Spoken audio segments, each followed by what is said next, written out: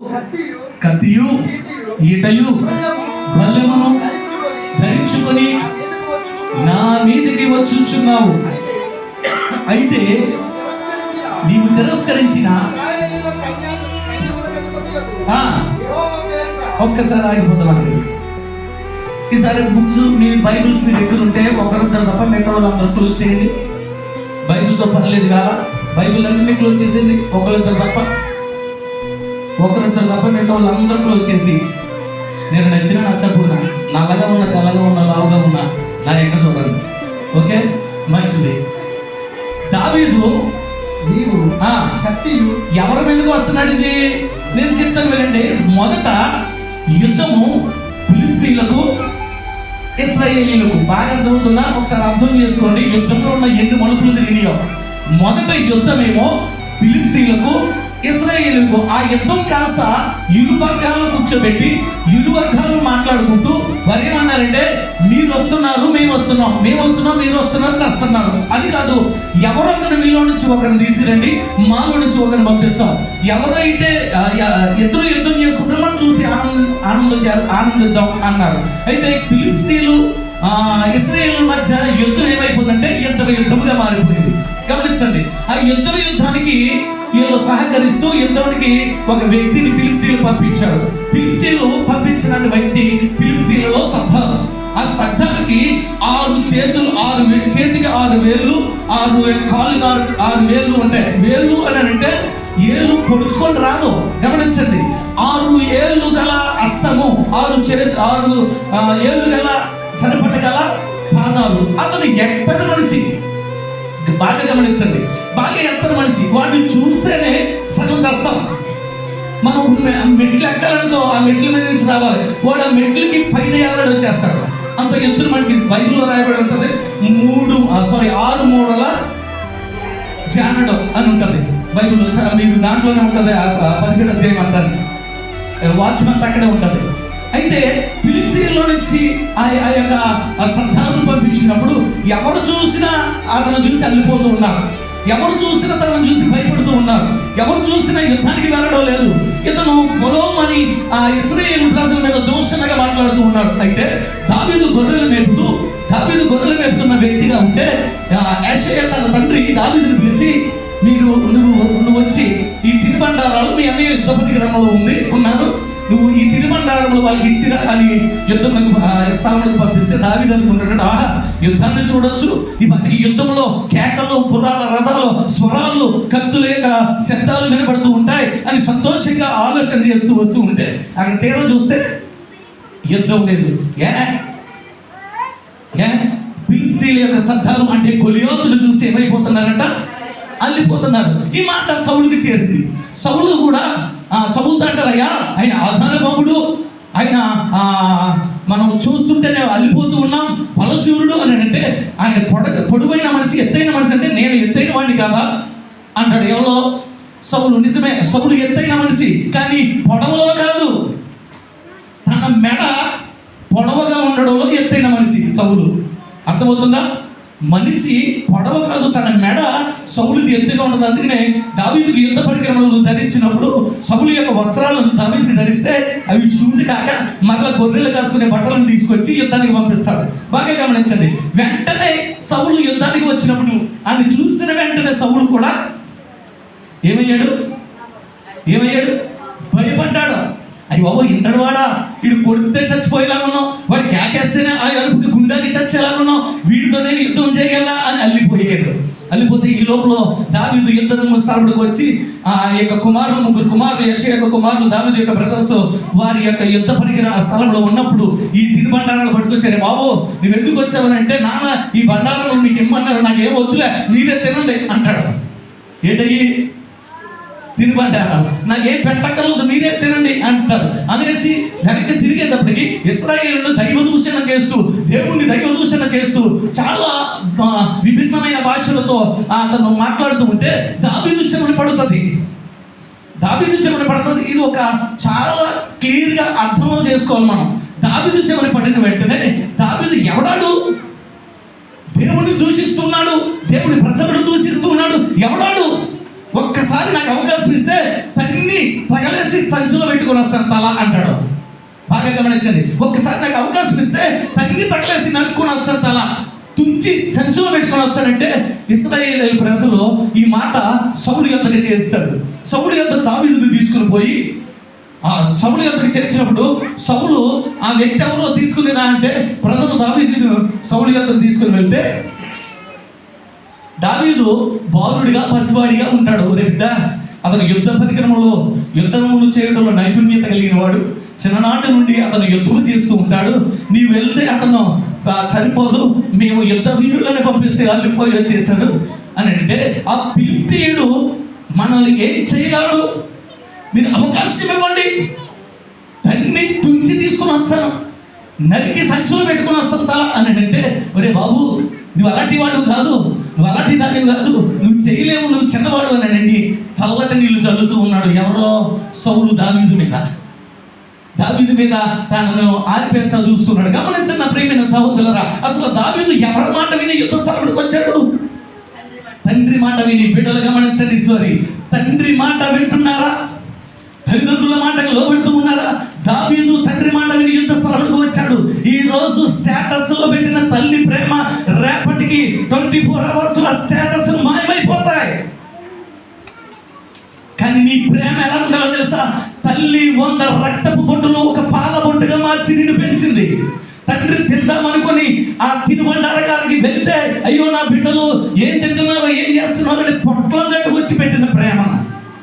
గమనించండి, తల్లి రక్తపు బొట్టులు 100 రక్తపు బొట్టులు ఒక పాల చుక్క. గమనించండి, తండ్రి ప్రేమ తన పొట్టను కట్టుకుని తీసుకొచ్చి మిమ్మల్ని పోషిస్తుంది. రక్తాన్ని ఇచ్చి పెంచిన మిమ్మల్ని యేసుక్రీస్తు ప్రేమ. ఈ 3 ప్రేమల్లో మార్పు ఉండదు. ఈరోజు బిడ్డల ప్రేమలో మార్పు వస్తూ ఉంది. తల్లిదండ్రులలో ప్రేమించే విషయంలో, మాట వినే విషయంలో, లోబడే విషయంలో వారికి తిరుగుబాటు చేస్తూ ఉన్నారే తప్ప తగ్గించుకొని జీవించే స్వభావం లేని వారిగా ఉంటూ ఉన్నారు. తల్లిదండ్రుల మీద స్టేటస్ పెట్టి ప్రేమ చూపించడం కాదు, తల్లిదండ్రుల ప్రేమ happy mother's day, women's day అని పెట్టడం కాదు. బిడ్డ తల్లిదండ్రుల మాటకు లోబడుతూ, తల్లిదండ్రుల యొక్క మాటకు విధేయత చూపిస్తూ, తల్లి ప్రేమను పంచుతున్న ఆ తల్లి యొక్క కడుపు కట్టి నిన్ను పాలబొట్టుతో పెంచిన ఆ తల్లికి విలువించే విలువ తెలుసా? లోబడుట, విధేయత చూపించుట, అంగీకరించుట, మాట వినుట. బిడా ఒక్కసారి గమనించు, నీవు నీ చిరి ప్రాయము నుండి యవ్వన ప్రాయములకు వచ్చేటప్పటికి వారు ఎంత కొంచెం తెలుసా? అందము పాడైపోతుందని తెలుసా? బిడ్డని కన్నప్పుడు బాధ వస్తుందని తెలిసిన, ఆ బిడ్డను పెంచేటప్పుడు నా ఆడతనము ముడతల పడిపోతాయి, అందము పోతుందని తెలిసిన, ఆ అందాన్ని నీ బిడ్డ రూపంలో నీ ఒళ్ళో నిన్ను చూస్తూ పెరిగిన తల్లి. గమనించండి, ఆమె అందము పాడైపోతుంది, బిడ్డ పుడితే అందము చెదిరిపోతుంది అని తెలుసు కూడా ఆమె అందాన్ని నీ రూపంలో చూస్తూ నడుస్తుంది. ఆ విధమైన తల్లి ప్రేమను పంచుతూ ఉంటే మీరు లోకానుసరమైన ఆశలకు లోబడిపోయి, లోక స్నేహాలకు లోబడిపోయి, పండికి మాలిన ప్రేమలకు లోబడిపోయి, తల్లిదండ్రుల గుండెల మీద తన్నుతూ, తల్లిదండ్రులను తన్నుతూ, తల్లిదండ్రుల మాటకు విధేయత చూపించకుండా పనికి మాలిన వాడి చేతిలో, పనికి మాలిన దాని చేతిలో మీ జీవితాలను పెట్టి తల్లిదండ్రుల గర్భశోకాన్ని తెస్తూ శాపములు తెచ్చుకుంటున్నారు. బిడ్డ శాపములు తెచ్చుకుంటున్నారు కదా. ఈరోజు యవనస్తులైన వారు గమనించవలసిన ప్రాముఖ్యమైన ఆలోచన ఏంటో తెలుసా? శాతాను మరణము కిటికీలను ఎక్కి ఎవరిని మృంగుదామని ఎదురు చూస్తుంది. అది ఏ ప్రేమ వల్ల, ఏ పనికి మాలిన వాడు, ఏ పనికి మాలిని ఆ ప్రేమలో పడతారో తల్లిదండ్రుల యొక్క కన్నీరు శాపముగా మారిపోతుంది. వారి యొక్క కళ్ళు లోకాకులు, వారి యొక్క దీపము కారు చీకట్లో పూర్తి చేసుకోండి మీరే. ఎంతమంది తల్లిదండ్రులకు విధేయత చూపించకుండా ఇష్టానుసారంగా లోకములను బట్టి తిరుగుతూ ఉన్నారు? ఎంతమంది తల్లిదండ్రుల ప్రేమను మీరు గర్వంగా చూస్తూ ఉన్నారు? తల్లిదండ్రుల ప్రేమను మీరు పంచుకోకుండా ఇష్టానుసారంగా జీవిస్తూ ఉన్నారు. తల్లిదండ్రులు గద్దిస్తుంటే, తల్లిదండ్రులు తిరుగుతూ ఉంటే, తల్లిదండ్రులు బుద్ధి చెబుతూ ఉంటే అది నీకు శర్షాలుగా ఉంటుందే, నీ జీవితానికి బాధ కలుగుతుందే. ఒక బిడ్డ పాక్కుంటూ నిప్పు ఎందుకు వెళ్తూ ఉంటే భలేగా ఉన్నది కదా, వెళ్తున్నాడు కదా అని చూడదు తల్లి. చెయ్యి కాలిపోతేమో బిడ్డ నిప్పు పట్టుకుంటాడేమో అని గబుక్కుని అత్తుకుంటుంది.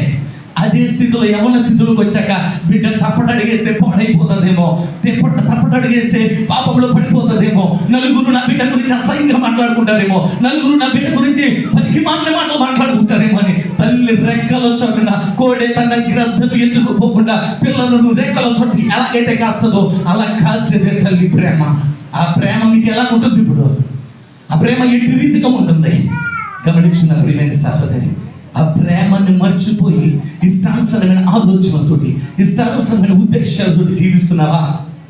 ఈరోజు తండ్రి మాట వినిన దావీదు ఆ యుద్ధ పరికరముల సాలకు వెళ్ళాడు.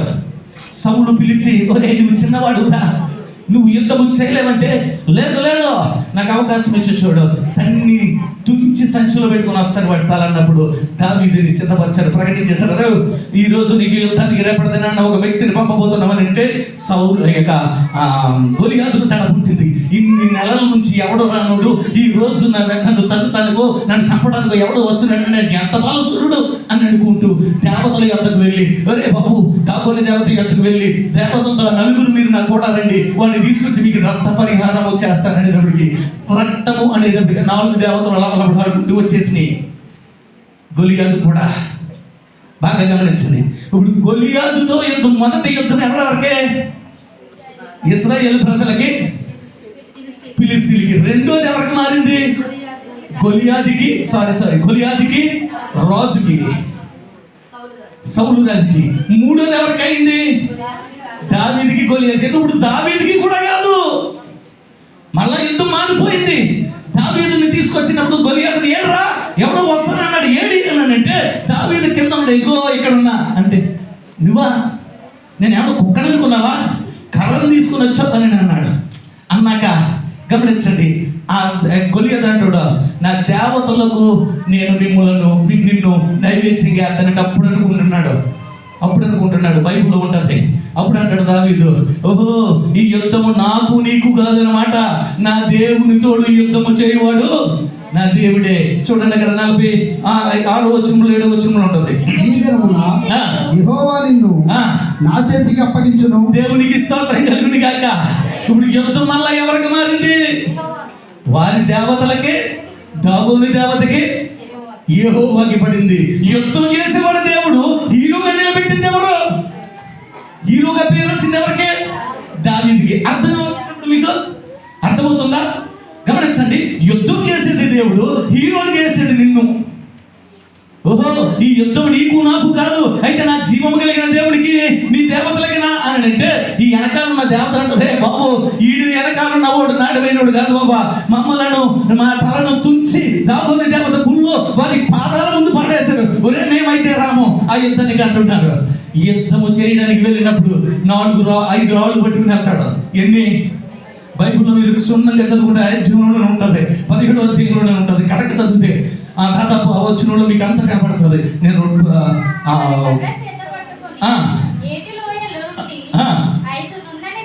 ఎన్నంట ఎంతమంది ఉన్నారు అక్కడ? 5 ఎందుకు కట్టుకెళ్ళాడు? వెనక తెచ్చుకున్న 4 దాగోని దేవతలు, మిగతా దేవతలు ఉన్నది కదా, ఈ 4 దేవతలు యుద్ధానికి వెళ్ళేవాడు తక్కువ అంచనా వేయకూడదు. దావీదు చిన్నవాడే, దావీదు గొర్రెలు మేపుకున్నవాడే. దావీదు నువ్వేం చేస్తావురా అంటే, మరి బాబు మా తండ్రి నన్ను గొర్రెల మీద తగ్గించినప్పుడు ఆ గొర్రెల మీదకి ఎలుగుబంటి వచ్చింది, సింహము వచ్చింది, దేవుడు ఆ రెండింటిని నా చేతికి అప్పగించాడు, ఇన్ని కూడా నాకు అప్పగిస్తాడు అని చెప్పి ధైర్యం కలిగి విశ్వాసం కలిగి ముందుకు కొనసాగినప్పుడు దావీదు ఈటను పట్టుకుని 4-5 రాళ్ళను పట్టుకుని వెళ్తే ఒక రాయితో ఈట దాంతో పెట్టి తనను కొట్టినప్పుడు చనిపోయాడు. ఎలా పడ్డాడు? వెనక పడ్డాడా, బోర్ల పడ్డాడా? అంటే దేవుడికి ఇంటేడా? మనం చెప్పుకుందాం, అసలే పడిన వాడు ఎదట కొడితే వెనక పడాలా, ఎదరక పడాలా? ఎవరికి ఇంటుంటారు కదా? తప్పు కనుకోవద్దు, మన జ్ఞానం అక్కడికే ఉంది. దేవుడు వెనక దెబ్బ కొట్టేవాడు కాదు, అవునా కదా? దేవుడు వెనక దెబ్బ కొట్టింది ఎవరు? డైరెక్ట్గా పడింది బోర్లని. అంటే వెనక నుంచి గట్టింది ఎవరు? మన జ్ఞానం అక్కడ అయిపోయింది అన్నప్పుడు కూడా తీసుకొచ్చేది నలుగురిని. అదే మనకి బైబిల్లో చిన్న మిస్టేక్ కనబడుతుంది. అలాగా కనబడినట్టు వెళ్ళిపోతుంది. దాన్ని అర్థం చేసుకుంటే బైబిల్ జ్ఞానం, పరిశుద్ధ జ్ఞానం. అసలు పడిపోయిందేమో ఎదరికి, గెంటింది చాలా మంది అనుకుంటారు మన జీవము కలిగిన దేవుడు వెనకాల నుంచి గెంటేసాడు అనుకుంటారు. దేవుడు వెనక దెబ్బ కొట్టేవాడు కాదు, కొట్టాలనుకుంటే డైరెక్ట్గా కొడతాడు తప్ప. యుద్ధం ఇప్పుడు వారి ఇరువురికి జరుగుతూ ఉంది. మొదటి యుద్ధం ఇశ్రాయేలు ప్రజలకి ఫిలిష్తీయులకి జరిగింది. రెండవది ఇశ్రాయేలు ప్రజల కాస్త సౌలుకి గొలియాతుకు జరిగింది. అది మారిపోయి మళ్ళా దావీదుకు బయలుదేరింది. దావీదు నుంచి ఎన్ని మలుపులు తిరుగుతున్నా చూడండి. దావీదు నుంచి మళ్ళీ ఎక్కడికి వెళ్ళింది? జీవము కలిగిన దేవుడికి వారి దేవతలకనే. అర్థమవుతుందా? ఎంతమందికి అర్థమవుతుంది? దేవుడికి స్తోత్రాలు చెల్లుదాం, బిగ్గరగా చెల్లుదాం. ఈరోజు ఈ మాట నేను చెప్పడానికి కారణం ఏంటంటే, ప్రాముఖ్యంగా నేను ఎడదైనా అసలు ఈ సబ్జెక్ట్ నాది ఇది కాదు. సఫలపరిచే దేవుడు అనే సబ్జెక్ట్ మీద నేను ప్రిపేర్ అయ్యాను. నిన్న గ్రూప్లో రాజు ఒక మాట పెట్టాడు, దావీదు విజయానికి కారణం ఎవరో, అదేనా విజయానికి కారణం, ఆశీర్వదించి దీవించిన కారణం ఎవరని. దానికి నేను పరిశీలన చేస్తే కొంతమంది దానికి రిప్లై ఇచ్చారు. సంజయ్ వాళ్ళు వాస్తవంగా అది పెట్టడం చాలా మంచిది, నాకు కూడా అది ఒక స్ఫూర్తిగా మార్చబడింది. మన గ్రూప్లో అలాగా అలర్ట్ చేస్తూ ఉండు. గాడ్ బ్లెస్ యూ డియర్ రాజు. ఆ యొక్క మాటను పట్టుకొని నేను వాక్యం చదువుతూ ఉంటే, అంటే విజయాన్ని ఇచ్చింది తనే, నాకు తెలుసు. అసలు విజయానికి కారణము అసలు ఏంటి అని తెలిస్తే, యుద్ధం ఇన్ని మలుపులు తిరిగిందా అని నేను చదివినప్పుడు ఈ సబ్జెక్టులోకి వచ్చాను. వాస్తవంగా యుద్ధం చేశాడు, చనిపోయాడు. చనిపోయి ఆ గొలియాతు మీదకి వచ్చి ఆ వరలో నుంచి కత్తిని తీసి చదవండి. దావీదు, నీవు కత్తియు ఈటియు బండమును ధరించుకొని నా మీదకి వచ్చుచున్నావు. నీవు తిరస్కరించిన ఇశ్రాయేలు సైన్యములకు అధిపతి యెహోవా పేరిట. ఎవరి పేరు ఇప్పుడు? అతను ఎవరి పేరు మీద చేశాడు? ఎవరిని తీసుకొచ్చాడు? బాబు అసలు అల్లిపోయాడు కదా. ఇన్ని రోజుల నుంచి యుద్ధానికి రమ్మంటే ఎవడో వస్తలేదు. ఇన్ని రోజులకి మళ్ళీ ఎవడో వస్తాడని కౌరెట్టాడు. అలా వెళ్ళటాడు అని వెళ్ళిపోయి వెంటనే ఆ దేవతల యొద్దకు దావుని దేవతలు మిగతా దేవతల యొద్దకు వెళ్ళి బోర్ల పడి, వీడు కానీ నాకు కానీ సహాయం చేస్తే వాడిని తన్ని తీసుకొచ్చి నీకు రక్త అర్పణ చేస్తాను. రక్తము అనగాడి నాటికలో పాపం ఈమెకి లాభాజాల పుట్టి దేవతలు వెళ్ళడం మొదలు పెట్టారు. ఈ నలుగురు కలిసి యుద్ధానికి, ఐదుగురు కలిసి యుద్ధానికి వెళ్ళారు. దావీదు ఐదుగురు వస్తారని తెలుసు, దేవుడి జ్ఞానం అది. అందుకని 5 రాళ్ళు పట్టుకుని బయలుదేరాడు. దావీదును చూస్తే చిన్నవాడు, గొలియాతు చూస్తే 6 మూరల 2 ఎన్ని చూడండి ఒకసారి, జానడు ఎత్తు. అటు చూస్తేనే అల్లిపోతాం, అటు చూస్తేనే అల్లిపోయేంత వ్యక్తి. కానీ దావీదు తన ఎద్దుకు వచ్చి, రే నేనే ఇక్కడ ఉన్నా అన్న వెంటనే గొలియాతు అంటాడు కదా, ఒరే నేను కుక్కనా, నువ్వు కర్రకు వచ్చా, నేను కుక్కనా అని అంటాడు. అప్పుడు చూడండి 48 నుంచి చదవండి. 48 నుంచి ఆ ఫిలిష్తీయుడు లేచి దావీదును కరియుటకై అతనికి ఎదురుకుపోగా దావీదు వారిని ఎదుర్కొనుటకు సైన్యము తట్టు త్వరగా పరిగెత్తుకుపోయి తన సంచిలో చేయి అందులో నుండి రాయి ఒకటి తీసి వడిసెలతో విసిరి ఆ ఫిలిష్తీయుని నుదుట కొట్టెను. ఆ రాయి వారి నుదుట చొచ్చినందున దేవునికి స్తోత్రం కలుగును గాక. ఎందుకు నుదుటను కొట్టాడు? ఎందుకునంటే బైబిల్లో మనం చదివితే అధ్యాయంలో మీరు ఇంటికి వెళ్ళాక క్షుణ్ణంగా చదవండి. తన ఒంటి నిండా ఏమున్నాయంట? కవచములు ఉన్నాయి. ఇంకా స్థలము ఎక్కడైనా ఖాళీ ఉంది అని అంటే అక్కడ ఖాళీ ఉంది. కొట్టాలి అంటే అక్కడ కొట్టాలి. కొట్టగలిగే యుద్ధశూరుడు ఎవడైనా ఉన్నాడంటే అది దావీదే. ఎందుకనంటే ఆ దావీదికి ఆ రాయి ఆ తిప్పడంలో నైపుణ్యత కలిగిన వాడు. దావీదు నీకు ఈ విజయాన్ని ఎందుకు ఇచ్చాడంటే, ఈ సున్నతి లేని ఫిలిష్తీయుడు అంటాడు దావీదు. నీకు అర్థమైందో లేదో? సున్నతి లేదు అంటే దేవుని దీవెన లేనివాడు, దేవుని చేత పిలువబడిన వారు కాదు, దేవుని చేత ఎంచబడిన వారు కాదు. ఈ సున్నతి లేని ఫిలిష్తీయుడు నా ఇశ్రాయేలు ప్రజలను, నా దేవుని దూషించడానికి ఎంతటి వాడు. కొన్నిసార్లు గొలియాతు వంటి సమస్యలు మీ జీవితంలోకి వస్తాయి. గొలియాతు వంటి భయంకరమైన సమస్యలు మీ జీవితంలోకి వస్తాయి. బిడ్డ, సమస్య లేదని ఎవరైనా చెప్పగలరా? లేదా? ఒక్కొక్కరికి చిన్న సమస్యలు రావచ్చు, కానీ ఒక్కొక్కరికి భయంకరమైన సమస్యలు తట్టుకోలేము. ఒక్కోసారి తట్టుకోలేం, భరించలేం, చనిపోయామనే నిర్ణయాలు కూడా వస్తాయి. కానీ గొలియాదు వంటి సమస్యలు వస్తే దావీదు వెనకాల ఉన్న దేవుడు నీతో కూడా ఉన్నాడని మర్చిపోతూ ఉన్నా. దావీదుకు తోడై ఉన్న దేవుడు, ఇశ్రాయేలు ప్రజలకు తోడై ఉన్న దేవుడు, దావీదుకు విజయాన్ని ఇచ్చిన దేవుడు నీకు, నీ కుటుంబానికి, నీ సమస్యను విడుదల చేసి విజయాన్ని కూడా అది మర్చిపోయి అవిశ్వాసంతోనూ అపనమ్మకముతోనూ దేవుని ఎదుట సాగిలపడలేక, దేవుని మొరపెట్టలేక, దేవుని వేడుకోలేక, ఆయన పాదాలు పట్టుకొని కన్నీరు విడిచి ప్రార్థించలేక గొలియాతు వంటి సమస్యలు చూసి భయపడిపోతూ ఉన్నాం. బిడా, ఈరోజు సమస్య ఉన్న నీ జీవితంలో దావీదు ఎలాగైతే విజయాన్ని దయచేశాడో, దావీదుకి ఎలాగైతే గొలియాతును చేతికి అప్పగించాడో, నీ సమస్య నీ చేతికి అప్పగిస్తున్నాడు. విజయాన్ని ఇవ్వబోతూ ఉన్నాడు, నీకు బలపరచబోతూ ఉన్నాడు. బిడా, నువ్వు ఏ సమస్యతో ఈ స్థలంలోకి వచ్చావో, ఏ బలహీనతతో ఈ స్థలంలోకి వచ్చావో, ఏ విధమైన సమస్య అయినా సరే, ఎలాంటి బలహీనత అయినా సరే, దావీదు చిన్నవాడే కానీ దావీదు వెనకాల ఉన్నవాడు గొప్పవాడు. నమ్మిన వారి దేవుడికి స్తోత్రం చెల్లుదాం. హల్లెలూయా. దావీదు చిన్నవాడే, నీవు ప్రార్థనలో విశ్వాసం కోల్పోయిన దానివే, కానీ నీ వెనకాల ఉన్న దేవుడు గొప్పవాడు. మరి ఒకసారి ప్రార్థించు చూడు, ఆ గొప్పవాడు నీ జీవితానికి దారి చూపించబోతూ ఉన్నాడు. దేవునికి స్తోత్రం. హల్లెలూయా. ఈ రోజు నేను చెబుతున్న మాట, దావీదు తండ్రి మాట విని అక్కడికి వెళ్ళకపోతే, ఎవరి బిడ్డలు గమనించండి, దావీదు తల్లిదండ్రుల మాట విని, తండ్రి మాట విని, యెషయా మాట విని అక్కడికి వెళ్ళకపోతే దావీదు అంత గొప్ప పేరుని తెచ్చుకోగలడా?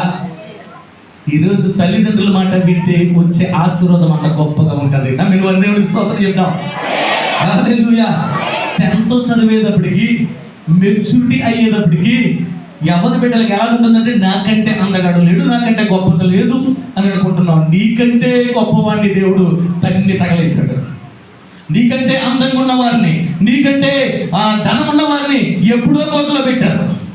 ఈరోజు మనం సజీవులుగా ఉన్నామంటే నీ పక్షమున దేవుడు ఒక కార్యం చూడబోతూ ఉన్నాడు. నీ పక్షంలో ఒక అద్భుతమైన కార్యం చేయబోతూ ఉన్నాడు. అంతేగాని నువ్వు అందగాడవనో ఏదో చదివేసామో, 10th చదివితే పోడు, 10th చదివితే తల్లిదండ్రులకు లెక్కలేదు. కాలేజీకి వెళ్తే తల్లిదండ్రులు లెక్క చేస్తారా? 10th పాస్ అయితే చాలు, తల్లిదండ్రులు ఎవరో తెలియదు. ఎంత దౌర్భాగ్యం అండి. రక్తము పంచి పెంచి వారు తినకపోయిన పస్తులుండి, అయ్యో నా బిడ్డ అందంగా ఉండాలి, నా బిడ్డ బాగుండాలి, నా బిడ్డ నలుగురిలో గొప్పదానిగా గొప్పవాడిగా ఉండాలి అని వారు కూలి పనికి వెళ్ళి ఖాళీ కొడుకుతో రాత్రుల్లో పస్తులుండి కన్నీరు కారుస్తూ రక్తాన్ని చెమటగా మార్చుకుంటూ నిన్ను పోషిస్తూ ఉంటే, నువ్వు చదివింది పోడి 10th పాస్ అయిన వెంటనే ఎక్కడికి వెళ్తున్నావు? నువ్వు పనికి మాలిన వాడి చేతిలో మెసేజ్లకి పెడుతున్నావు, పనికి మాలిన దాని చేతిలో మెసేజ్లు పెడుతున్నావు. సెల్ ఫోన్ నీ చేతిలోకి రావడానికి ₹1 నువ్వు కొనుక్కున్నావు. సెల్ ఫోన్ కొనేది కూడా వాళ్ళే. వారు ఎన్ని దినాలు పోస్తులు డబ్బులు కట్టారా సెల్ ఫోన్కి? జాగ్రత్త. ఈరోజు దావీదు తండ్రి మాట విన్నాడు కనుక గనుడిగా ఎంచబడ్డాడు. ఈరోజు బిడ్డలు తల్లిదండ్రుల మాట వినండి, గనురాలుగా ఎంచబడతారు. ప్రేమ శాశ్వతం కదా బిడ్డ. నీలో అందం ఉన్నంత వరకు ఆడు ఐ లవ్ యూ చెప్తాడు, నీలో క్యాష్ ఉన్నంత వరకు ఆయన ఐ లవ్ యూ చెప్తుంది. కాస్త అందము తొలగిన, కాస్త క్యాష్ పోయినా నువ్వెవరో గమనించండి. నీ అందం ఎక్కడి నుంచి వచ్చింది? నీ తల్లిదండ్రులు ఇచ్చింది కదా. నీ అందాన్ని చూసి అద్దాల కన్నా మురిసిపోతూ ఉన్నావు. నీ అందాన్ని చూసి తల్లిదండ్రులను నువ్వు చులకనగా చూస్తూ ఉన్నావు. చాలా మంది చూడండి, తల్లిదండ్రులు చదువు లేకపోతే బిడ్డలు ఏమంటారు తెలుసా? చాలా మందిని పరిచయం చేయడానికి కూడా ఇష్టపడరు. వారు కనీసం ఏమీ రాకపోయినా ఈమె నా తల్లి, ఈమె నా తండ్రి అని చెప్పడానికి కూడా ఇష్టపడరు. వారు చదువు లేకపోయినా నేను చదివించారు కదా బిడ్డ. వారికి అందం లేకపోయినా, ఆస్తి లేకపోయినా, అంతస్తు లేకపోయినా, నీకు ఉన్నాళ్ళని నేను ఆస్తి కొరకు, అంతస్తు కొరకు వాళ్ళ పస్తు నుండి నేను పెంచుతున్నారు కదా బిడ్డ. ఒక్క పూట నీ కూటికి నువ్వు సంపాదించుకోలేవే. అలాంటిది తల్లిదండ్రుల మీద నీవు చూపించే వివక్షణ, లేకపోతే ఆ తల్లిదండ్రుల మీద నువ్వు చూపించే ఏంటది గర్వము ఎంతవరకు కరెక్ట్? ఈరోజు దావీదు తండ్రి మాట విని వెళ్ళిన వెంటనే ఆ యొక్క ఫిలిష్తీయుడి యొక్క మాటలు చెవులు పడ్డాయి. బయలుదేరాడు. ఇక్కడ చూడండి 50వ వచనంలోకి వస్తే, దావీదు ఫిలిష్తీయుడి కంటే బలశూరుడై ఖడ్గములు లేకయే ఒడిసెలతోనూ రాతితోనూ ఆ ఫిలిష్తీయుని కొట్టి చంపాను. ఏమి లేకుండా ఫిలిష్తీయుడి చేతిలో ఏమున్నాయి? యుద్ధ పరికరాలు ఉన్నాయి, వాడి ఒంటికి యుద్ధ పరికరాలు ఉన్నాయి, వాడి చేతిలో వాడి వరలో ఖడ్గం ఉంది, కానీ ఇతని చేతిలో ఏముంది? వడి చేయు రాయిని. దేవుడు ఉన్నాడు. గమనించిన కొన్ని సమస్యలో నీ జీవితంలో ఏం చేయాలో తెలియని పరిస్థితిలో, ఏ దారికి వెళ్ళాలో తెలియని పరిస్థితిలో, ఏ పరిస్థితిలో ఉన్నా సరే దేవునికి నీ సమయాన్ని ఇస్తే, దేవుని ఎదుట నీ సమస్యను పెడితే నీవు నీ జీవితంలో అద్భుతాన్ని చూడబోతూ ఉన్నావు. ఈరోజు దావీదు కూడా దేవుడిని నిలబెట్టుకున్నాడు. దావీదు కూడా దేవునితో ముందుకే కొనసాగించాడు. అందుకనే దావీదు చేతిలో యుద్ధ పరికరంలో లేకపోయినా చిన్న రాయి బలసూరుడైన గొలియాతుని చంపింది. గొలియాతుని చూసి ఇశ్రాయేలు ప్రజలందరూ అల్లిపోయారు. వాడి కేకేస్తే చచ్చారు. కేకలకి అల్లిపోయి వాడిని చూస్తేనే కొంతమంది పరిగెత్తుకుంటూ పోయారు. అలాంటి వ్యక్తిని చిన్నవాడైన దావీదు అతను చేశాడంటే దేవుని యొక్క కృప. నీ సమస్య కూడా గొప్పదే, నీ సమస్య బలమైనదే, నీ సమస్యను తట్టుకోలేనిదే, కానీ దేవునికంటేనా? దేవునికంటేనా? గమనించండి బిడ్డ, మీరు అనుకుంటూ ఉంటారు 4వ రోజు మీటింగ్స్లో హరిషిత్ గారికి తగిలిన దెబ్బ విషయంలో వాంటింగ్స్ అయిపోతే మీటింగ్స్ వదిలేసి నేను పరిగెత్తాలా? బలంగా జరుగుతున్నాయి మీటింగ్స్. మరి సాతాను నా జీవితంలో జరిగించిన ఆ యొక్క శోధన తెలుసు తెలీదో చాలా భయంకరంగా వాంటింగ్స్ అయినాయి. తలకి దెబ్బ తగిలిన వెంటనే వాంటింగ్స్ అవ్వకూడదని అంటూ ఉంటే ఏం చేయాలో తెలియలేదు. వెళ్తే పాస్టర్ గారికి అక్కడ నడిపించడం రాదు, అలాగే పాస్టర్ గారిని అక్కడ పంపిస్తే తెలియదు. ఏం చేయాలా? ఎవరు వెళ్ళా? దేవుడి మీద వదిలేసా. ఇచ్చిన బిడ్డవు నీవు, చేతిలో రూపాయి లేదు. అదే ఈ మీటింగ్స్ అని ₹1,00,000 చేతిలో డబ్బులు లేకపోవడం ఏంటి అనుకోండి. ఖర్చు పెట్టాను. కేవలం సేవకుడికి ఇవ్వాల్సిన ₹15,000 నా చేతిలో ఉన్నాయి. దాంట్లో ఇది తీస్తే సేవకుడు సొమ్ము నేను తినకూడదు. అది నా బిడ్డకి వెళ్తే ఆశీర్వాదం కాదు. ఏం చేయాలో తెలియదు. పాస్టర్ గారు డబ్బులు అట్టు వచ్చేటప్పుడు ఆ డబ్బులు కూడా తీసుకోలేదు. సోదరు 2,000 ఇస్తే ఆ 2,000తో పట్టుకొని వెళ్ళారు. నేను ప్రార్థనలో ఉన్నాను, ప్రార్థన చేసుకున్నాను. తర్వాత 1 గంట అరగంట పోయాక విజయబాబు ఫోన్ చేస్తే చూస్తున్నారన్నాడు. చాలా భయంకరమైన శోధన. అక్కడికి వెళ్ళాక కూడా వాంటింగ్స్ అయింది. ఎలా ఉందో ఏంటో మీటింగ్స్ ఆగినాయా? దేవుని పని నేను చేశాను కనుక నా కుమారుడిని మళ్ళా స్కానింగ్ తీయించాలి. స్కానింగ్ మళ్ళీ వాంటింగ్స్ అయితే చాలా ఇబ్బంది. స్కానింగ్ తీసాక చెప్తాము ఉదయకాలం తీసిరండి అన్నారు. రాత్రికాల సమయం మళ్ళీ బిడ్డని ఇంటికి తీసుకొచ్చిన వెంటనే మళ్ళీ వాంటింగ్స్ అయింది. నా బిడ్డలందరూ నాకు ఓదార్చారు. నా దుఃఖం ఆగలే, దేవుని పని ఆగిపోలే. నేను ఏడుస్తున్నాను, నా భార్య ఏడుస్తుంది. గమనించండి, నేను ఎప్పుడు కూడా నేను కంటతడి పెట్టలే. నా బిడ్డల గురించి బాగోలేదన్న రోజు ఎప్పుడు మీకు చెప్పలే. ఎప్పుడు నేను జ్వరం వస్తే ప్రార్థన చేస్తాను. ఎప్పుడు ఏ మెడిసిన్కి నేను తీసుకెళ్ళా. నేను కంటతడి పెట్టిన రోజులు లేదు నా బిడ్డల కోసం. కానీ ఆ రోజు తప్పలే. ఎందుకంటే నేను దగ్గరుండి చూసుకోలేను. దగ్గరుండి చూస్తుంటే దేవుని పనిని విడిచిపెట్టాలి. బిడ్డ విజయ్ రాజన్న వారు తీసుకెళ్ళి వారి బిడ్డలాగా సాకి ఇంటికి తీసుకొచ్చారు. రాత్రికాల సమయంలో పొడుగులు పోయాడు. ఆడు ఎప్పుడు లేస్తాడని నాకు నిద్ర పట్టలే. ఎప్పుడు లేస్తాడో అని వాళ్ళు ఇచ్చిన వెంటనే నా పీకి పట్టుకొని డాడీ అని నా బాధ, నా దుఃఖం అంతా కూడా. మీరు అనుకుంటారు ఆడబిడ్డలకి తండ్రి ప్రేమ ఉంటుంది, కానీ నా కుమారుడు నా చెయ్యి పెట్టడం నాతోనే ఉంటాడు. నేను లేకపోతే వాడు ఉండడు. వెంటనే నా పీకి పట్టుకునేవాడు అన్న వెంటనే అప్పటికి ఇది ఉంది, ఉదయకాలం పాఠశాలలో తీసుకెళ్దాం ఉంది. అంశంలో చూద్దామన్నాను. 2 రోజులు పోయిన కొండక్క కూడా తీసుకెళ్ళి చిన్నబిడ్డ కదా అన్నాను. పాపం రాత్రికాల సమయంలో చాలా మంది బిడ్డలు ఫోన్ చేశారు. నా బిడ్డలు చెప్తే నమ్మరు. నా బిడ్డను హాస్పిటల్కి మళ్ళా తీసుకుని వెళ్ళలేదు. దేవునికి స్తోత్రం కలుగును కాక. ఎందుకు తీసుకెళ్ళి వెళ్ళలేదు అంటే దేవుని పని నేను చేశాను, నా పని దేవుడు చేస్తాడు. అంత భయంకరమైన సమస్యలు వస్తాయి. వాస్తవంగా బిడ్డకు బాధ కలిగినప్పుడు తండ్రి కానీ తల్లి కానీ పక్కన లేకపోతే అంత భయంకరమైన పరిస్థితి వచ్చినప్పుడు ఎలా ఉండాలో ఒకసారి ఆలోచించండి. కానీ నా దేవుడు అంత భయంకరమైన పరిస్థితులు కూడా నాకు ధైర్యాన్ని ఇచ్చాడు. ఆ మీటింగ్స్లో నాకు జరిగిన శోధన అంటే, నేను మీటింగ్స్ ఎప్పుడు పెట్టినా నాకు యాక్సిడెంట్ అవ్వడమో, నాకు ఒకసారి స్ట్రోక్ ఏదో వచ్చింది. ఒకసారి యాక్సిడెంట్ అయ్యింది, మరొకసారి వెన్ను ఎల్బోల్ దెబ్బతిన్నది. మీటింగ్స్ పెట్టినప్పుడల్లా శాతం నన్ను ఏదో రకంగా పడగొట్టి మీటింగ్స్ పాడు చేయాలని చూస్తుంది. కానీ నేను మీటింగ్స్ ఈ సంవత్సరంలో జరిగిన మీటింగ్స్ కంటే వచ్చే సంవత్సరంలో జరిగే మీటింగ్స్ ఈ రోజు నుంచి నేను ప్రార్థన చేస్తాను. అది నాకు దేవుడు ఇచ్చిన ఘనత. దేవునికి స్తోత్రం కలుగును గాక. ఏనాడు మీటింగ్స్ ఆటంకం జరగలేదు, ఏనాడు ఇబ్బంది పడలేదు. వచ్చే వర్షాన్ని కూడా దేవుడు ఆఫ్ చేశాడు. వచ్చే వర్షాన్ని కూడా మీటింగ్స్ ఆటంకం లేకుండా దేవుడు ఆఫ్ చేశాడు. అది దేవుడి చేసే కార్యము. భయంకరమైన గాలులేసి భయంకరమైన తుఫాను ఆ రోజు, కానీ చిన్నుకు కూడా మన మీటింగ్స్ లో పడలేదు, చుట్టుపక్కలంతా పడింది. అప్పుడు సుబ్బారావు గారు, సత్య గారు ఉన్నారు, ఆశ్చర్యపోయారు. నీ ప్రార్థన అని, నా ప్రార్థన కాదు, దేవుని పని కొరకు నేను పూనుకొనేటప్పుడు స్వార్థము లేక నిస్వార్థముగా దేవుని పని చేస్తారు కనుక, దాచుకొని దోచుకోవాలనే ఆలోచన నాకు లేదు కనుక, ఈరోజు కూడా మా భాషం గారు 2 బస్తాలు రైస్ మిగిలింది, ఆయిల్ డబ్బా మిగిలింది. దేవునికి పెడదాం, దేవునికి పెడదాం. ఈరోజు కూడా మన బిడ్డలందరూ ఏం తిన్నారో ఏం మానారో, ఆ రోజు మీటింగ్స్లో యవనస్తులు ఏం తిన్నారో ఏం మానారో, ఈరోజు 5 అవుతుంది మనం భోజనాలు ఏర్పాటు చేద్దామని గత బుధవారం మేము ఆలోచన చేశాం. చెప్తే నమ్మరు, ఈరోజు కూడా ప్రతిదీ అభినందించాను. డ్రింక్స్ కానిచ్చి నవదీపు వాళ్ళు వెళ్ళారు, ఎవరికి రూపాయలు లేదు. ఎందుకంటే దేవుడు నాకు ఇచ్చిన ఆ పలుకుబడిని బట్టి కొంత వ్యవధి నేను అడిగినప్పుడు వారు నాకు ఇచ్చారు.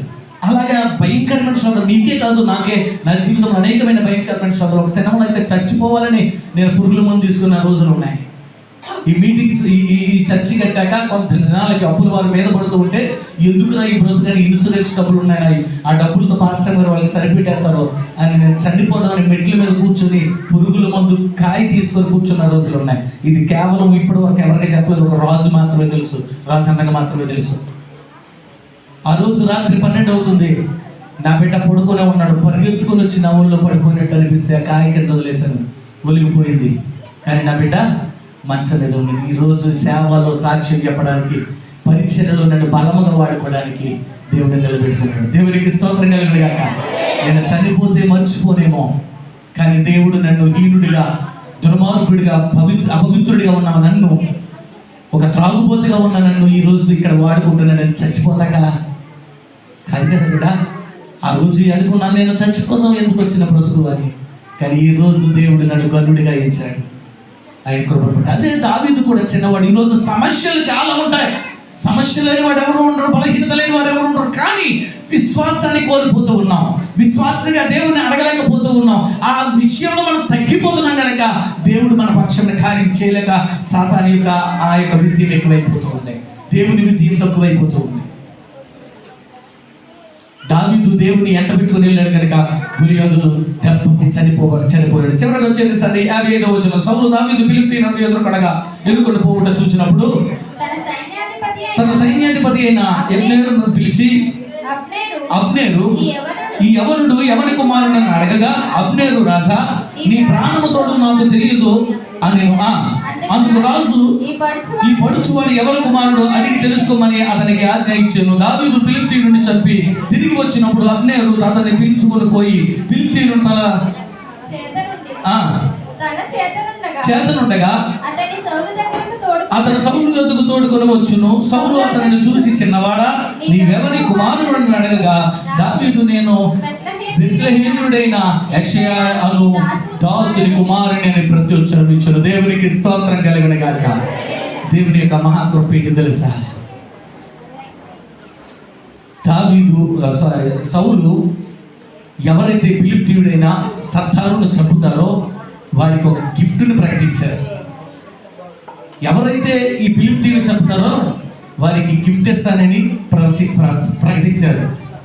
అయితే ఎవరు కూడా చేయలేదు. ఏంటి ఆ గిఫ్ట్ ఎవరినిచ్చి? ఇప్పుడు దావీదు గొర్రెలు మేపుకున్నవాడు ఏమయ్యాడు? ఎలాగయ్యాడు? గొర్రెలు మేపుకున్నవాడు రాజు ఎలాగయ్యాడు? తండ్రి మాట విని. అర్థమవుతుందా? బాగా గమనించండి పిల్లతాడుగా. తండ్రి మాట రాజు అవడానికి కారణమైన మొదటి మెట్టేటి, దావీదుని యెషయా పిలిచి నీ అన్నగాళ్ళకి ఈ తినుబండారాలు అట్టుకాలు మనకు పోతే దావీదు గొర్రెలు మేపుకుంటానే ఉంటాడు. దావీదు సౌలు తర్వాత రాజు అయిన తర్వాత రాజు ఆలోచించే ఆలోచన ఏంటో తెలుసా? దావీదు పురమునకు మందసమును అంటే దేవునిని ప్రతిష్ఠించాలి. అది రాజు యొక్క లక్షణము. ఎందుకు చెప్తున్నాను? రాజు బీదలను ఏం చేయాలా? కటాక్షించాలా, బీదలను ప్రేమించాలా, బీదల పక్షం న్యాయం చేయాలా. బీదలను కటాక్షించాలంటే దావీదు పురంలో ఏం లోటుగా ఉంది? రాజు అయిన తర్వాత సౌలు రాజుగా ఉన్న నాలుగు దేవుని మందసం కొరకు ఆలోచన చేయలేదు. దావీదు రాజు అయిన తర్వాత దావీదు పురమునకు మందసంలో తోడుకొని రావాలని న్యాయాధిపతులను పెద్దలను తీసుకొని ఒక మీటింగ్ వేసి మీటింగ్ లో వాళ్ళు చర్చించుకొని చర్చలు తీసుకొని ఆ యొక్క మాటలను తీసుకొని వెళుతూ దావీదు పురమునకు దావీదుని తీసుకురావాలని వెళుతూ ఉంటే మధ్యలో జరిగిన అపశృతిని బట్టి మరలా ఆగింది. కానీ దావీదు పురమునకు దావీదు పురమునకు దేవుణ్ణి మందసమును తీసుకురాక మానలేదు. ఈరోజు అపశృతులు జరగడం సామాన్యమే, కానీ ఆ అపశృతులలో కూడా దేవుడు నీకు విజయాన్ని ఇచ్చేస్తాడు. బిడ్డ గమనించండి, ఈరోజు ఏ రాజు అయినా సరే పేదలను కటాక్షించేవాడిగా ఉండాలి. నేను చెప్తూ ఉన్నాను,